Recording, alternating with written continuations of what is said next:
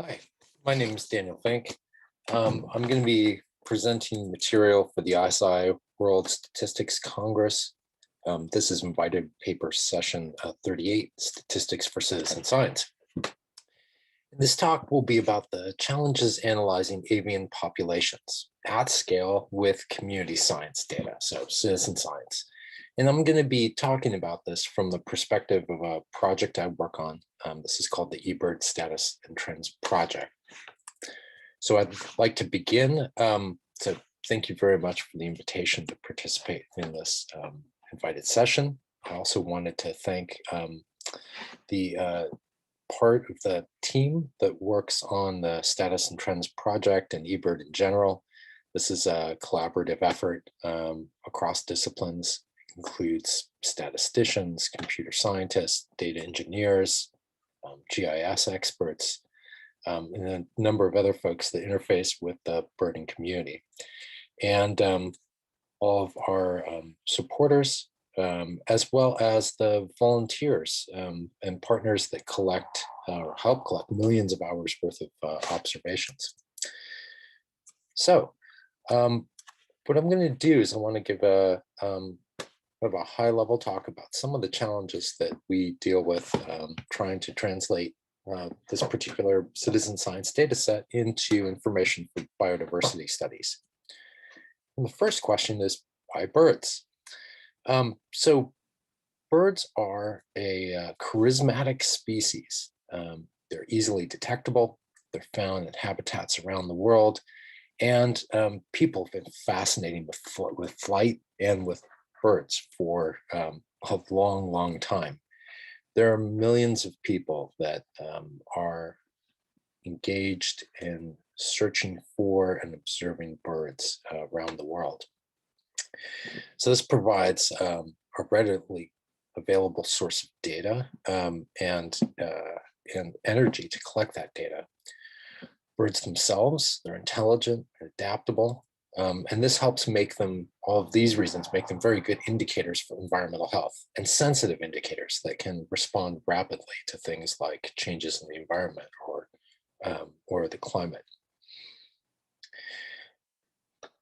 Despite these advantages, collecting information on the occurrence, the abundance, the distribution, the movements of organisms in general is very difficult. Even with birds, there are a number of challenges. eBird is a bird monitoring project that engages the bird watching community to submit observations of birds. And this is done through a free mobile app and a website. And in return, participants have access to their data organized in ways that birders are really interested in.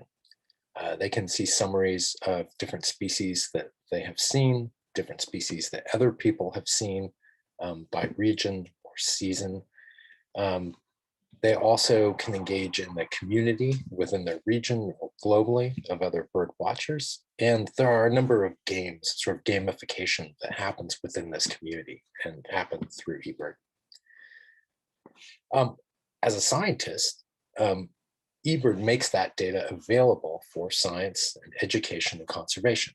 So eBird serves this dual purpose to engage and educate this community as well as generate data. So what I want to do is I want to talk a little bit about this data, and I want to think about what makes it sort of more specific to eBird and some of the connections to other citizen science data sets. We think of this as semi-structured data in the sense that eBird, like many community science projects, is opportunistic in that participants choose where and when to collect data, where and when to conduct their searches for birds. But there are some design elements and encouragement elements that are important in eBird. So the first one is that within the mobile app and on the web page, participants are encouraged to record to indicate that all species that they have detected and identified are actually going to be entered. And so this is this first question here at the top. This is important because this provides a basis to infer the non-detection or information about the absence of species within a given region season. Participants are also strongly encouraged to provide information about search effort, the number of observers, the duration of the search, if the search was a transect, the distance that was traveled. And the information about detections of species is organized as a checklist of species for each search event or each checklist. Observers are also strongly encouraged to provide not just indications that a species was detected and identified, that it exists or occurs, but also the count of species, to provide information not just to estimate ranges and occurrence, but also the density or abundance of that population. So these design elements provide a little bit of structure, but there are also these opportunistic elements. And some of these are shared with other citizen science projects, and some not so much. One of the big differences, this all species detected and identified, the ability to infer non-detections and absence differentiates this use of eBird data from presence-only modeling, for example. So despite the fact that there's some structure, there's little enough that there's still wide participation. This is a plot that shows the locations where eBird submissions or searches have been reported. And there's just a huge amount of information and growing amount of information around the globe.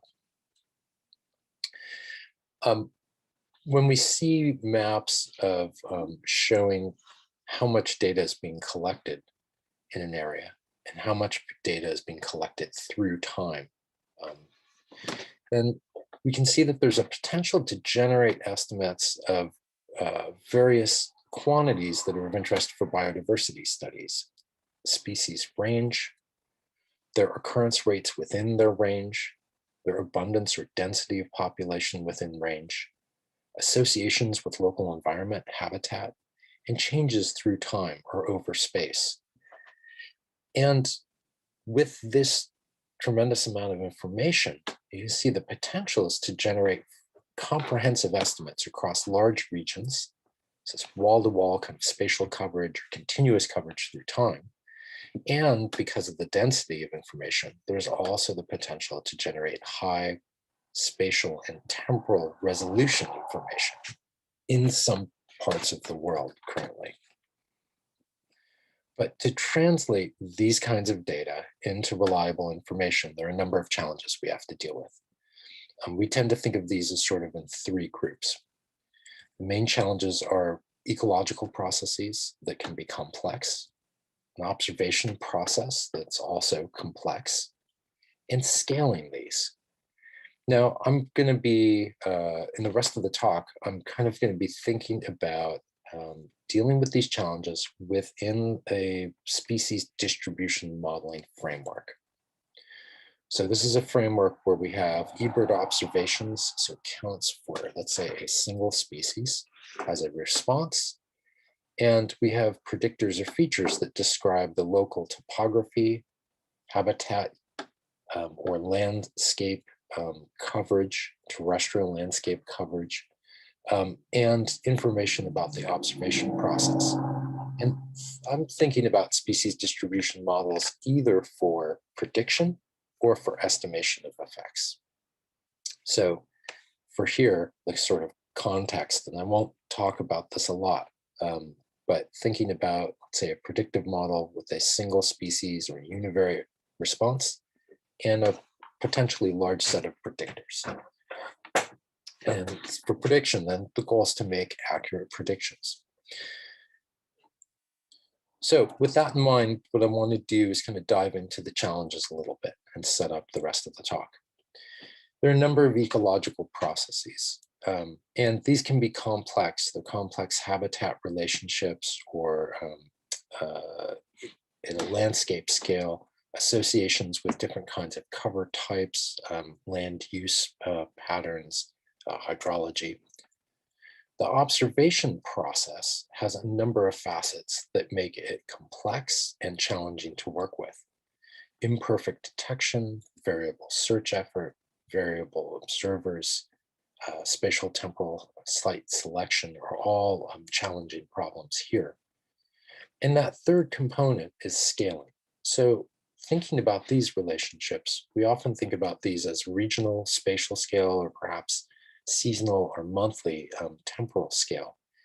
And that's because as we scale up from regional, seasonal kinds of relationships, so we move more towards continental spatial or hemispheric spatial extents and full annual cycle, so seasonal coverage throughout a year or interannual patterns, we run into another set of challenges related to non-stationarity.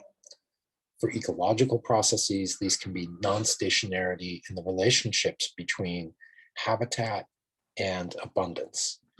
Or for the observation process, this might be non-stationarity in data density, so through the site selection process in space or time. It might be non-stationarity in the way that people search for birds. People tend to search differently in temperate forest versus tropical forest, where differences in the coverage of the forest make detection different, as well as the number of species available for potential detection and the difficulty of that identification problem. I'm going to be talking about some challenges specifically related to variability in observers. So eBird engages over 500,000 people to participate. And so they come to search for birds with a variety of different skills and techniques and motivations. I want to talk about how that scales across regions and seasons. And then we'll talk about scaling predictor response relationships across regions and seasons. So these are the three areas that I'm going to dive into in the remainder of the talk. Let's start with variable observers or heterogeneity among birders. So eBird has a huge range of different participants. And the range in their ability to both detect and identify species once detected varies dramatically. And that's important because detecting birds, like many different taxa in the field, can be quite difficult. And there are aspects that make birds more or less difficult than other taxa, so compared to, let's say, bees or other insects or large captivating mammals. But that imperfect detection and the knowledge that it takes both to understand where and how to search are common across many, many different projects and many taxa. So what we've wanted to do, one of the goals is to try to understand this source of variation and to quantify it in a way that we can control for it analytically. The method that we're currently using is based on something called the Checklist Calibration Index, or I'll describe it as CCI. And the idea is based on species accumulation curves. So here, this plot shows on the x-axis the length of a checklist, the duration of a search in hours, from 0 to 3 hours. On the y-axis, we're showing the number of different, so distinct bird species recorded. The dots here would be for a single observer who's participated in a number of different eBird searches. And what we see is that there's this increasing pattern with an asymptote, as would be expected. As you spend, or this person spends more time searching, they'll tend to see more species with some diminishing returns. Here's the plot for another eBird participant. if you look at the 1 hour mark, you'll see that there's a difference between these two. And the idea behind this calibration index is that all other things being equal, we expect that faster accumulation rates would suggest more reliable sensors if we think about our participants as bird sensors in the field. So that the second one that has a higher number of species at a 1 hour mark would be a better sensor, more sensitive, more reliable, more skilled in the terms of the way they use eBird. So we want to take this idea and see if we can use it to uncover patterns of variation amongst our observers. And if we can, then we want to see if we can then use it to control for some of these sources of variation during analysis. Here's a map that shows locations of eBird checklist around, this is a portion of the state of New York in the United States, near where the Cornell Lab of Ornithology is, where I work, or where I live. The idea here is that if we were to look at this region during the winter, so the month of December, what we would see is that the expected number of species that detected and identified by the eBird searches shown here have a distribution that looks like the following. These are all set at that 1 hour mark, so we have a reference for the amount of accumulation or the amount of effort. What we're going to do for comparison is we're going to standardize this. First, a log transform, then standardized. And so we have a distribution of these CCI values. For comparison, here's the same procedure for spring in the same area. And you'll see that the distribution here changes. It's more speciose, higher number of species during this period. This is during the spring migration. Now we can take this information and we can look at it at the level of coming up with a score here, or the index value for an individual search or checklist. We can also look, let's say, for a single user within a region or season. So this is a user we'll call Tom. All of the red points here are searches that Tom conducted during this period. If we find, kind of identify his data point in each of the three iterations of this transform, we'll see that for this given region and season, Tom's quite a good sensor or eBirder. Now, let's take this data and let's look at it as a time series. So on the x-axis here, we have the date. This is the time from 2015 to 2016.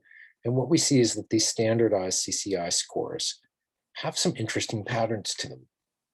And what's really fascinating is that these dips and changes correspond to when Tom was actually in different locations and doing different kinds of birding. Tom lived in Connecticut from 2015 up until about the middle of, or getting close to 2016 when he moved to Ithaca. Now, Tom's quite a skilled eBirder. These values are close to, it's like 1 and, let's just say it's 1 3/4. So standardized is quite good. When he moved, he knew a lot about the Connecticut region and the birds that live there. And he didn't know quite as much about the New York region. He learned quite a bit, his scores increased. And then when he went traveling, so to Montreal, where he is new to that group of birds, and he was learning that area and that birds, and he was also birding with his family, which isn't quite as competitive, his scores would go down. And we see these kinds of patterns with a number of people showing spatial and temporal variation in ways that make a lot of sense when we compare birders that we know, and birders where we know their habits and we know how good they are relative to other people. So using this, this index then within species distribution modeling context, where it's a predictor, we can also see that it shows seasonally and regionally variant effects that are really useful for controlling for the source of variation. This is a plot that shows dates, so this is throughout the year, and we're looking at an estimate of detectability for black-capped chickadees. For expert observers, so these are participants with consistently high CCI values, we see detectability is pretty constant throughout the year. However, for novice observers, ones characterized with lower CCIs, what we tend to see is that there's a huge amount of seasonal variation in detectability. And this makes a lot of sense for black-capped chickadee. In the winter, they're fairly easy to detect because they're in areas that were deciduous areas that have lost leaves.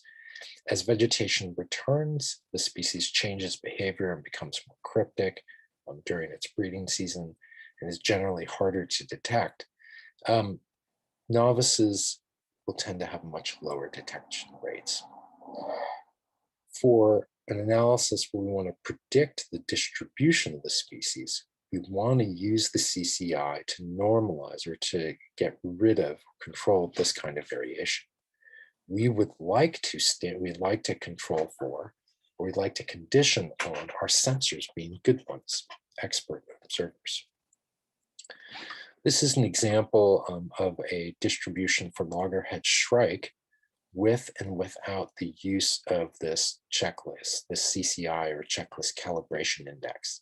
And what you see between these two is that much of the range has been filled in when we do use CCI, and we use it to condition our estimates on using good sensors, skilled observers. I want to end this section by just pointing out that CCI can be very useful for understanding these distributions, but it's interesting to see how these standardized CCI scores, how the distribution of these scores vary by year. And what you see is that each of these sort of rainbow density plots vary quite a bit between early years and then later years. And so what we see is that the population of birders, so this part of our observation process, has an interesting source of interannual variation. For effect estimates across years, this is an important source of bias that needs to be dealt with, or potential bias. I want to shift gears now and talk about the last challenge. So those two we were talking about heterogeneity in observers and how to think about elucidating those patterns and then incorporating them into analytical procedures where we can control them. We'll want to talk about here another related scaling issue about how to deal with non-stationarity, but this is more motivated from the ecological side about predictor-response relationships. So this example, let's consider tree swallow during March. This is a broadly distributed species. This map shows the distribution at this time. Populations both on the east coast or the eastern side of North America, as well as the western side. And what's interesting here is this idea of locality. If we think about the distribution here, so a large region, at least the size of Switzerland, for example, it's characterized by habitats that are farms and fields and forest interspersed. And this is a landscape that tree swallows do quite well in at this time of year. But the habitats and landscapes that they encounter, let's say in the Central Valley of California, are very different. This is a highly sort of intense agriculture region where the same species is encountering very different landscapes and also thrives within this context too. And so when we think about a species distribution model, what we are asking is that this model be able to learn these relationships and keep them separate for these different regions, even for the same species. Similarly, there are differences in the way that landscapes, the availability of resources within the landscape, and the way that species use them throughout the year.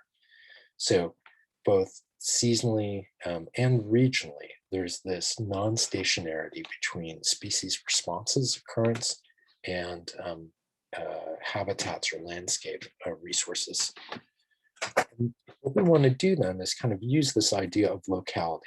And the idea is a procedure based on the divide and recombine strategy. I want to show you how that works. We're going to consider, let's say, just a spatial example where we have a true surface. If we were to simulate from it some data at these locations, the idea is to come up with a way to divide the extent into regions and then try to model those local regions and reassemble them into a global estimate. So first we divide. We select, if we just consider that one red cell, we want to fit a model. So here, a simple linear model in this area. We would like to then fit independent models and make predictions within each of these grid cells. This is an example of the kind of fit that we get. You can see this isn't a great estimate of the true surface. If we then repeat this division and independent model fitting and prediction within these regions. So this is the divide phase where we can divide in a Monte Carlo sense and then refit and make predictions. We can recombine these by averaging to then get a better representation of the function that we're trying to estimate. So some kind of complicated 2D surface, still not very good. This is averaging over 3 predictions. This is like a bootstrap or resampling procedure. So increasing the number of iterations or divisions over which we average will improve the performance. This is 5 of these partitions, 10, 100. You can see how it improves, though not perfect in this sense, but this provides a basic way to do this. And because the models within each region can be kept simple, it can be implemented in a fairly efficient computational framework. So there's that divide step is very important. And there's 2 kind of pieces of intuition that go into this. One is the partitioning. We use region sizes that vary with data density by quad trees. And the other is the projection. The projection for global coverage, it's important to preserve size and shape and to maintain terrestrial continuity. So we use a Dymaxion of Fuller map, which actually achieves all these things. And this is an animation of what that looks like. This kind of division then works quite well for our application. This is an example of